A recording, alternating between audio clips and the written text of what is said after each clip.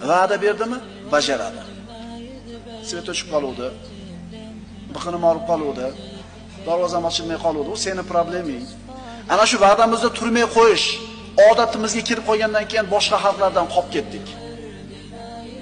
Ha? Mana srokka bitkizib beraman dedimi nemis? Mashinangizni. O'sha srokka bitkizib beradi-chi u. Lekin u realniy vaqtda aytadi, 3 kunda bo'ladigan narsani 3 kunda, "Hey, bo'lib kechgacha qilib qo'yamiz" demaydi. Chunki u gapirgan gapiga javob berish kerak edi, o'shuning uchun o'ylab gapiradi.